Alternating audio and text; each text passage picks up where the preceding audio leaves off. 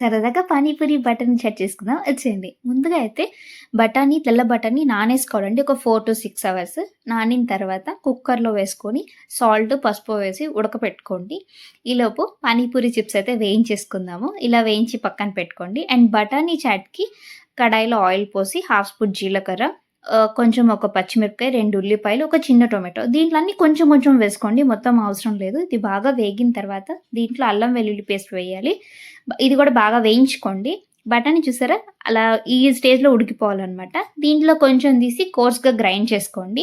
And దీంట్లో అయితే ఒక స్పూన్ కారం, ఒక స్పూన్ ధనియాల పొడి, ఒక స్పూన్ జీలకర్ర పొడి ఇవన్నీ బాగా వేయించిన తర్వాత ఇప్పుడు మనం నూరుకున్న బఠానీ తర్వాత ఉడకబెట్టుకుంది అన్నీ వేసేసి గరం మసాలా వేసేసుకొని బాగా మరగనివ్వాలి. ఇప్పుడు చట్నీకి పుదీనా, కొత్తిమీర, పచ్చిమిర్చి, అల్లం, వెల్లుల్లి, చింతపండు, జీలకర్ర, మిరియాలు ఇవన్నీ ఏసి మెత్తగా నూరుకోండి. దీంట్లో మీకు తగ్గ కొంచెం ఎంత కావాలో వాటర్ యాడ్ చేసుకోండి. అండ్ సాల్ట్, చాట్ మసాలా వేసుకుంటే పానీ రెడీ అయిపోతది. ఇంకా బఠానీ చాట్‌లో అయితే లాస్ట్‌లో కొత్తిమీర, చాట్ మసాలా వేసేసుకొని ఇంకా దించేసుకోవడమే. ఇంకా ఫైనల్‌గా సర్వింగ్ టైమ్.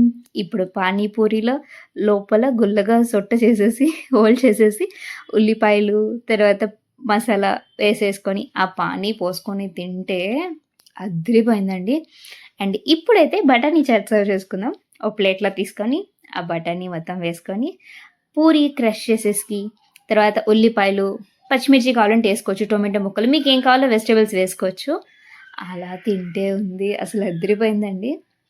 మనం బయట తిన్నప్పుడు ఎలా చాలా సాటిస్ఫాక్షన్‌గా తింటామో అలానే తిన్నామనమాట. మా వారు, నేను చక్కగా ఎంజాయ్ చేస్తూ తిన్నాం.